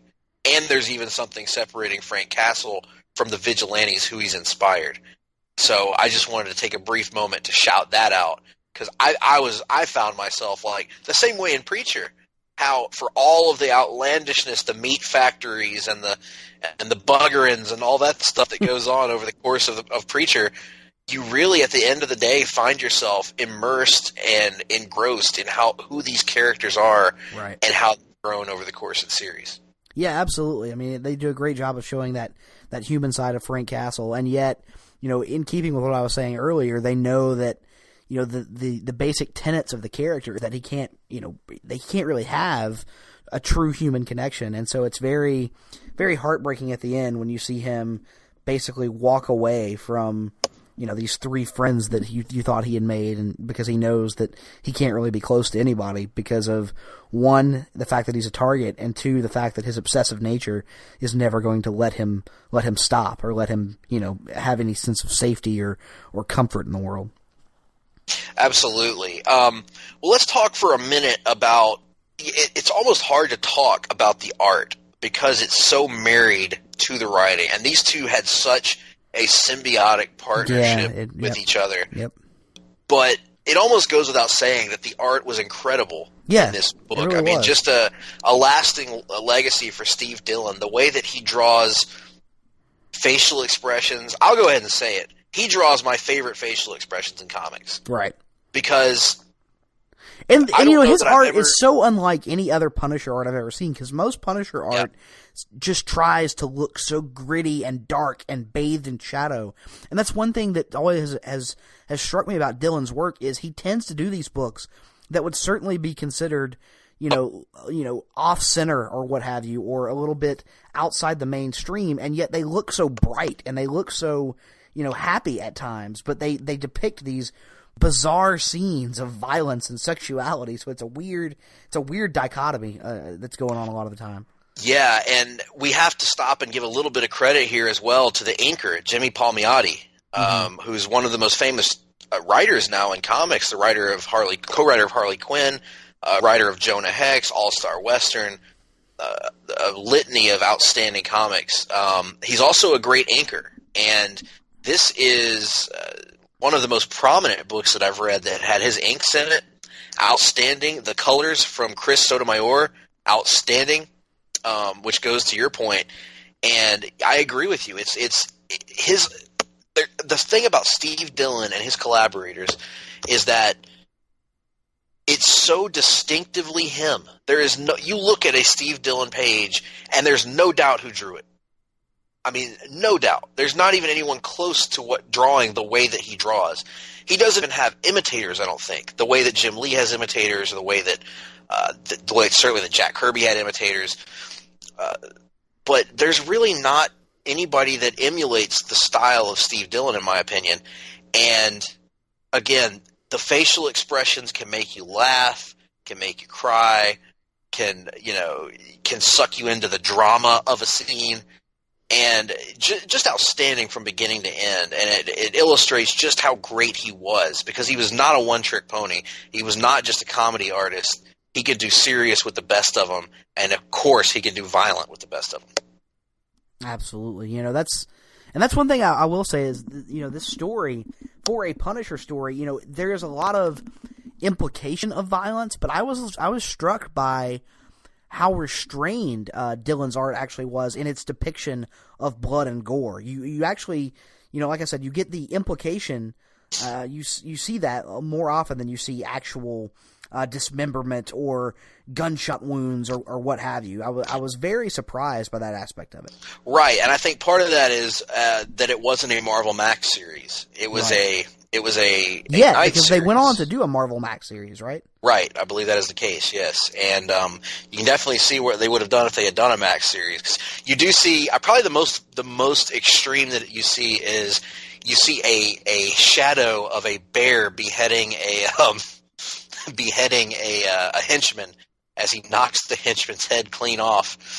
And then you see, of course, a few scenes of people's heads being turned around backwards, which is one of my favorite recurring shots in the book, because there's always this comedic beat before it happens, where the henchman almost realizes that he's about to die, and then Frank twists his head around.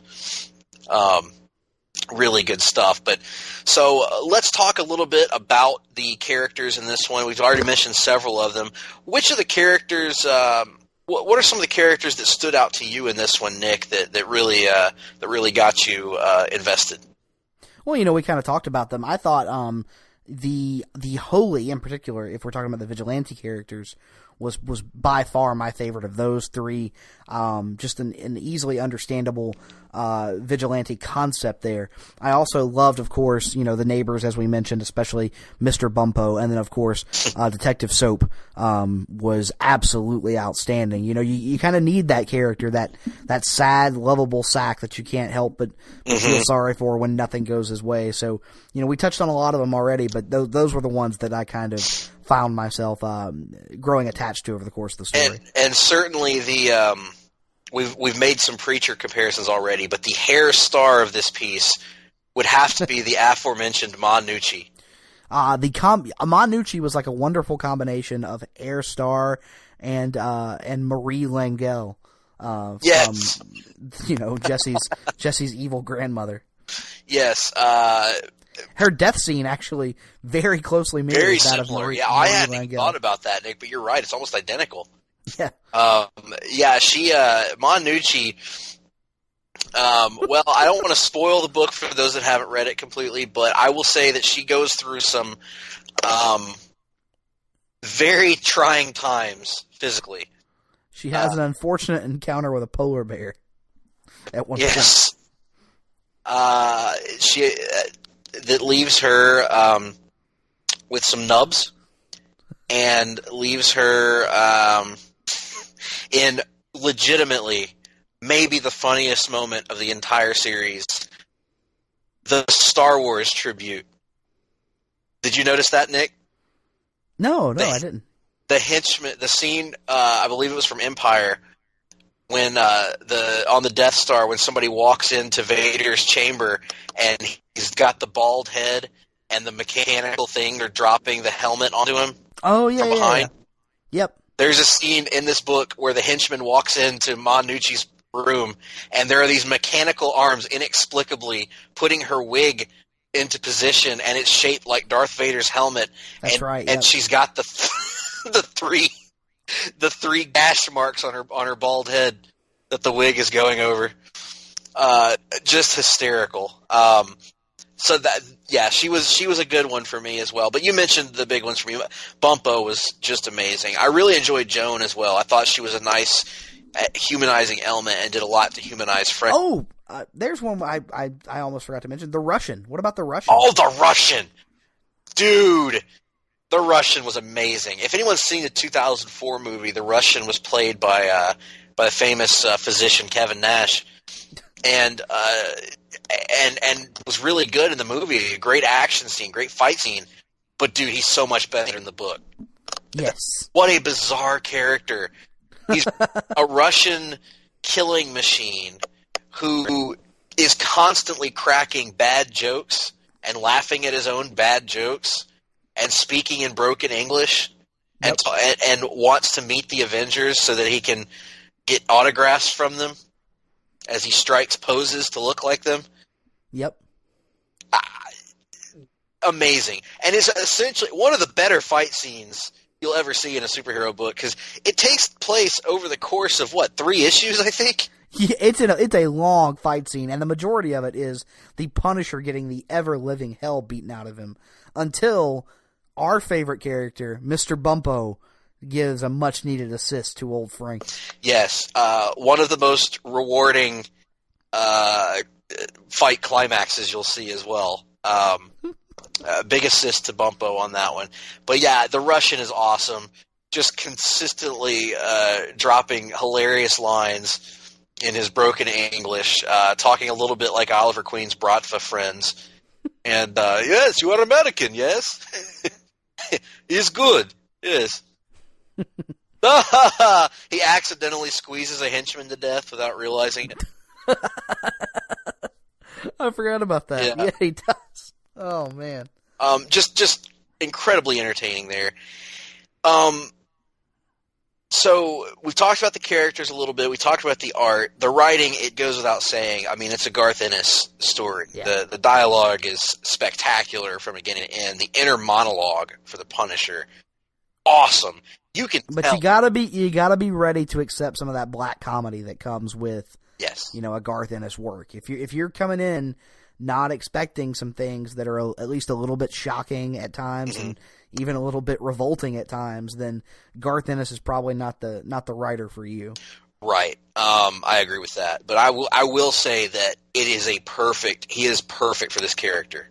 Oh, perfect. Yeah, no doubt about it. It's obvious. It was obvious to me by page 3 of the first issue that Garth Ennis and the Punisher were meant for each other. Yep. He writes. I will say this: I haven't read a ton of Punisher comics in my day. I said that at the beginning. But of all the Punisher comics I've read, he writes the best Punisher by far. And Dillon draws the best Punisher by far. It's just, and there's really no comparison from what I've seen. If any of you out there have other great Punisher runs that you want to expose me to, let me know. But this is really high up there for the best fits of writer and character. Because he knows how to write the grittiness and the darkness and the single-mindedness of Frank Castle in a way that isn't obnoxious and that doesn't. Yes, and he knows how to write comedy and levity in an organic fashion. Yep. So that you're not constantly beaten down by the oppressive nature of Frank's mentality. Ennis's ability to write organic humor in any situation helps you to not feel overwhelmed by that. Yes. And helps it to not feel like a very monotonous, bleak and oppressing exercise when you're reading the story. Which is a key difference from the Punisher comics I read when I was a kid. Other than the two Batman crossovers, which I thought were pretty well written, well balanced. The Punisher comics I read as a kid were overwhelming, and they weren't what I would consider. They were interesting reads, but they weren't fun reads because I would read them and it was just so serious and so bleak consistently that it was just hard to motivate myself to want to read any more of it because it was just unrelenting. There was not that comedic relief that you would get from a Garth Ennis and from a Steve Dillon. So I really appreciated that in this run. I thought the variety of scenery was really cool. We had the apartment building that we revisit constantly, but we also get a zoo, and we get, and we should probably talk about it, we teased it earlier, we get what has now become an iconic rooftop scene between the Punisher and Daredevil. And if any of you have seen Season 2 of Daredevil, this is a scene that was lifted in large part almost scene directly and recreated, word for word until the conclusion.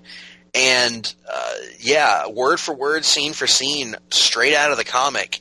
And that's because this scene is probably the best interaction between Daredevil and Punisher there's ever been, I would imagine. I mean, I haven't read all their interactions. I've read a few. But it distills their characters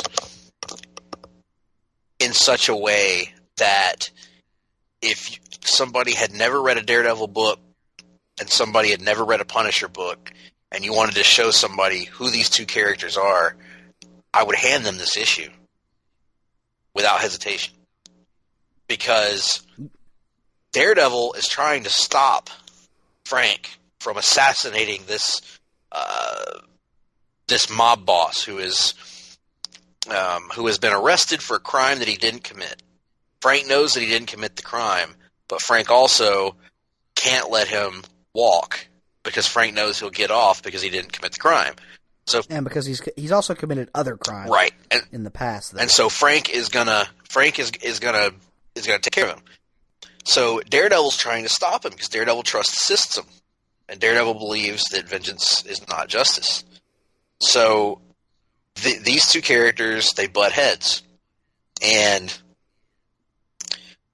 Frank ends up with the advantage, and ends up through a little bit of cheating, admittedly, ends up tying Matt Murdock, Daredevil, to the roof and chaining him in such a way that his hand is taped to a gun and taped with his finger around the trigger and pointed at the Punisher, who is taking aim at the street below.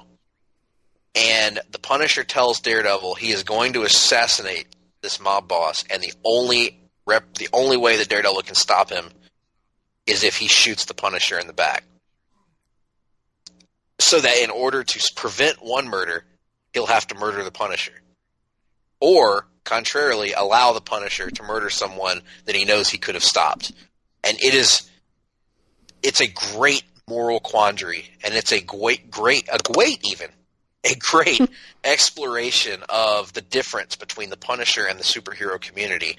I don't know about you, Nick. I thought this was amazing. We've talked before about how Daredevil seems to have the most consistently great creative runs. I would almost count this along with that because this scene had me on the edge of my seat when I was reading it. And granted, I'd seen it on the TV show, but I didn't know how it was going to play out in the comic. And to me, it was better in the comic than it was on the. It was good on. It was very good on the TV show, but there was no cop out here. There was there were very real ramifications and repercussions, and it left me with the impression that Matt Murdock was going to have to, even though he's given an out by the Punisher, he's going to have to live with the decision he was going to make in that situation. Right. And I think that's one of the reasons the television show didn't go that direction, is because, this kind of took place in a Punisher book, and so it was a little bit more acceptable to have the Punisher come out on top of that situation to kind of be proven right, and I think they wanted to keep it a little bit more ambiguous for the Daredevil television show. But no, I absolutely love the scene as well. Outstanding. I kind of was disappointed after that Daredevil didn't pop up in the story again. I thought for sure that he would have a bone to pick with Frank from that point, and it could have provided an interesting secondary battle that Frank had to fight while going after the Nucci family. But like you said, the scene was absolutely outstanding. Kind of makes me, wonder what would have happened if Ennis had ever written any Daredevil for an extended period of time. Yeah, for sure. Definitely it would have been an interesting fit. But yeah, the scene worked in so many ways, and probably will go down as the most famous scene from this particular story. Even though for me there were others that I liked even more, but that one was certainly one of the standouts, an iconic scene, and one that they did a pretty damn good job performing. The actors, John Bernthal as Punisher, of course, and what is the guy that plays Daredevil? Charlie Cox as Daredevil. They did a great job of performing it. I think what bothers me a little bit about the TV version is they put Daredevil in an inescapable situation, and he escapes. And the point is not that it was a death trap that he has to get out of. The point was the moral question of what does he do in that situation. And I think they kind of avoided answering that on the show. But that's neither here nor there. Both versions good. The rooftop scene in the comic, amazing. So well done and so innovative. And I don't know about you, Nick, but before I read this, I was not aware that I assumed that the rooftop Punisher Daredevil confrontation was something from the 70s or something, like from the older comics, Frank Miller or I something. thought for sure it was Frank Miller, yeah. But no, we were wrong. And yeah, incredible. Shows you how influential this run was. And then, of course, as you go on in the story, we get a glimpse of how the Punisher deals with a war on multiple fronts. He's trying to get Nucci, but he also has to protect his apartment neighbors. He also has to, he's also taking note of these other vigilantes. He's also taking note of the investigation being done into him, even though the investigation isn't getting very far due to Soap's ineptitude. But yeah, so overall the plot, what did you make of the story, Nick? Did you find yourself invested in these subplots? Did you find yourself, waiting for the next issue? I thought it read, as all of Garth Ennis and Steve Dillon's works do, it read really quick.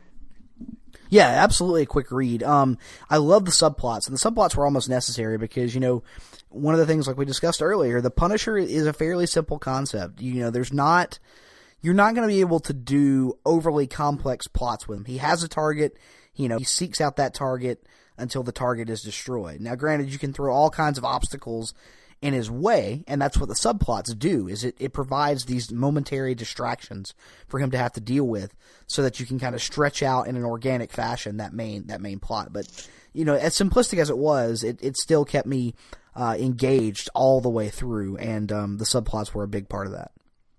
So, pretty much, I think we've explored all the ways that we liked this book.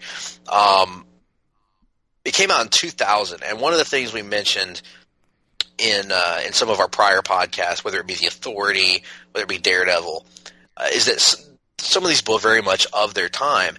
This is another thing that I was going to point out about this is, other than some of the cell phones they use and stuff like that being, and a couple of maybe very minor references in the dialogue that I can think of. Yeah, you're right. I think what you're going to say is this feels very timeless. Yeah. This really could have occurred in any era. And that makes sense though, because the story of a man standing up to organized crime is a story that you could really place in any era of American history. And so it feels, contemporary, no matter where you place it. So that makes sense that this one would feel somewhat timeless. And the Punisher, again, is a character who isn't bathed in pop culture references to begin with. He's kind of, been the same character that he was when he was first introduced. So makes sense that this one would have that timeless feel to it. Right. And if you're a big fan of revenge films, things like Death Wish, franchises like that, I mean, the Punisher is a character that you need to look into, and especially when it's done well. And from what I gather from Punisher fans, a lot of times it's not done well. But Ennis and Dillon did it perfect, and this is a great. They did it perfect. They did it perfect, Bubba. And this is percent 1000 the Punisher story for you. And I speak for myself here. I want to seek out all the rest of their Punisher stories now. I mean, I would like to as well. Unfortunately, they're not on Marvel Unlimited due to some of the age restrictions with the Max content, but I'm fairly sure they're out there in trade in some way, shape, form, or fashion. Yeah, we're gonna do our best to get a hold of them, and maybe we'll come back in the future and do another Longbook hunt on the further adventures of Frank Castle.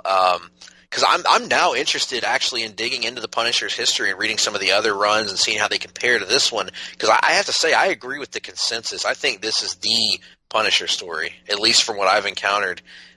If you're interested in the concept, try this out. And if it doesn't work for you, then the character's probably not going to work for you. But if it does work for you, and I think it will, it's going to open up a whole world of possibilities. What are your overall finishing thoughts about the story? Standout moments, standout lines, anything else you wanted to point out about it? Overall, I think I kind of echo you, Greg. I mean, it was just an amazing book from beginning to end. Just a quick read, and not because there's not a lot going on, but because, you're just so overly invested in every character and every angle that you can't help but to keep reading and reading. You don't want to put it down. So loved everything about it. The art, of course, is outstanding. The writing is outstanding. And if we're going to talk, breakout scenes, we mentioned it earlier, but anytime a book or a title goes for a 3-issue fight scene, that's pretty ballsy on their parts, and they actually were able to pull it off without it ever feeling like they were, stalling for time or just filling space. And then you have this 3-issue fight that ends in somewhat unique fashion, is the best way I can put it. So clearly the Punisher Russian fight scene would be my highlight of the story. Yeah, that's an awesome pick. I mean, that was one of the most entertaining fights that I've ever read in superhero comics, and certainly the most entertaining conclusion to a fight that I've ever read in superhero comics, or at least highly close to the top anyway.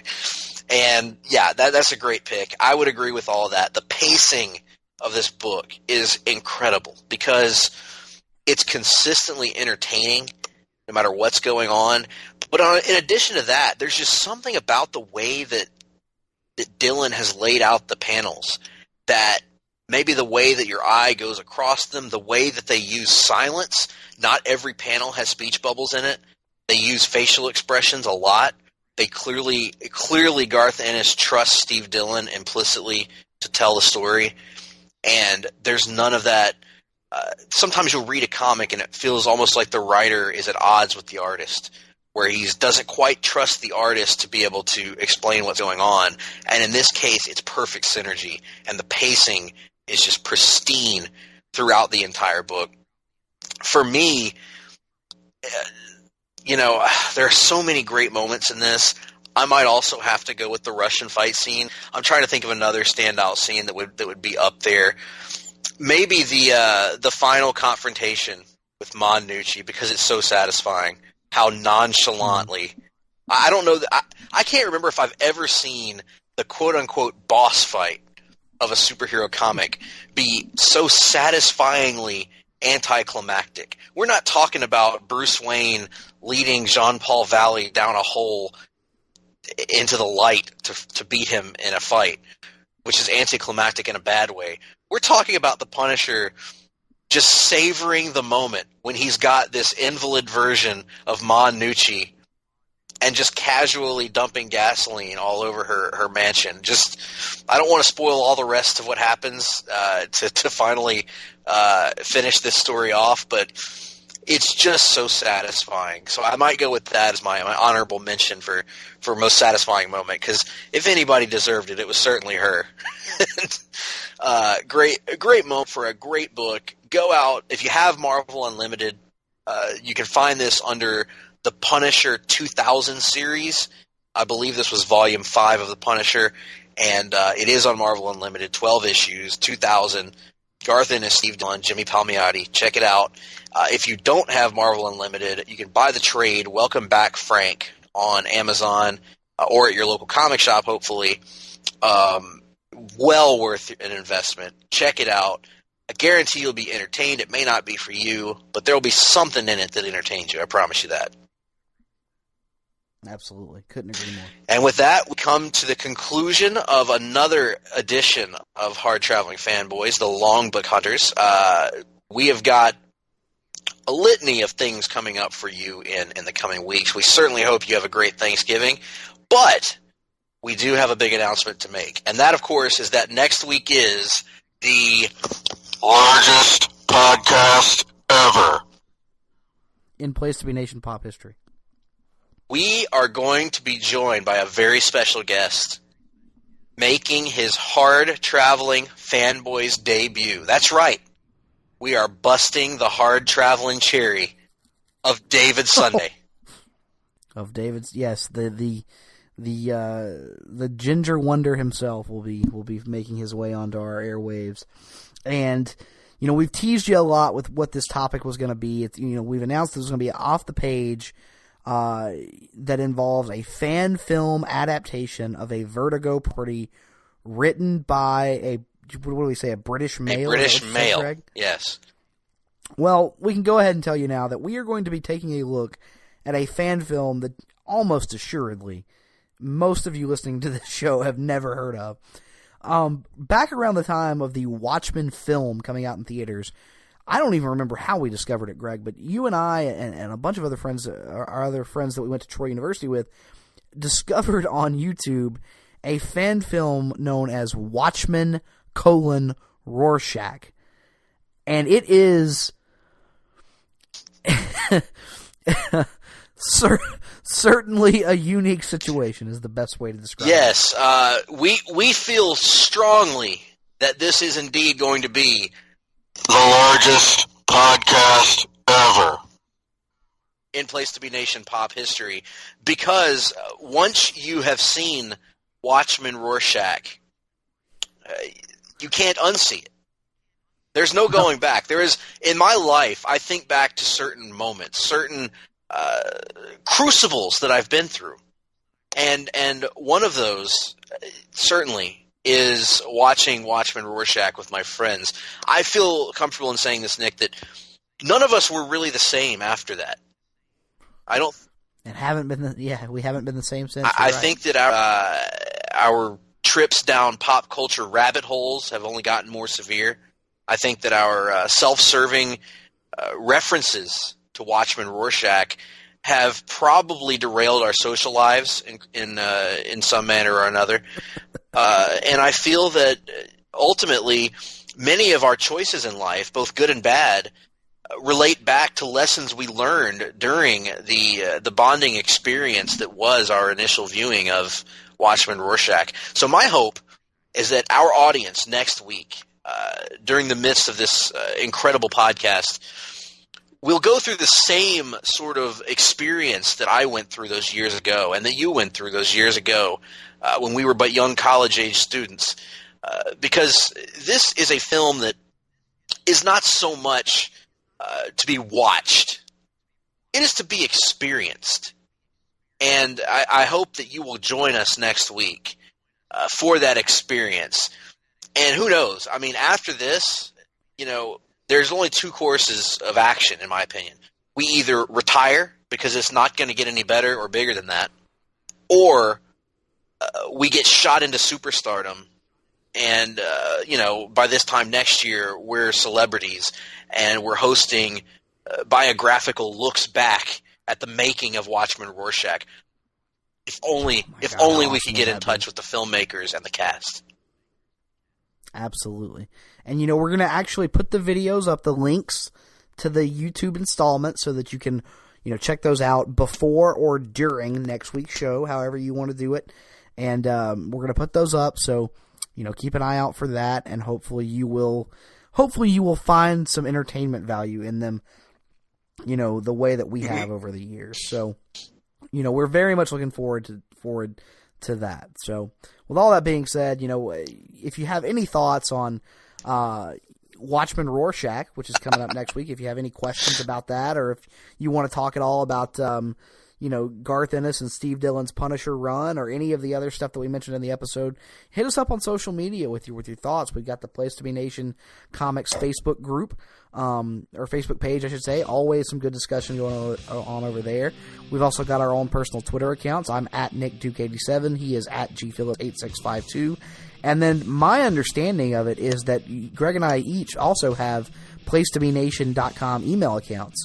I'm under the impression that you can send email to either Nick D or Greg P at placetobenation.com, and in theory, anyway, it will go into this email account where we can go retrieve it. Yes. I also understand that we have passwords to these accounts that we've certainly committed to memory. Yes. And with that being said, folks, we really appreciate your time. We hope that you will go out and find this story yourselves and enjoy it. And if you're a Punisher fan, like Nick said, let us know some of the other great runs that we should check out.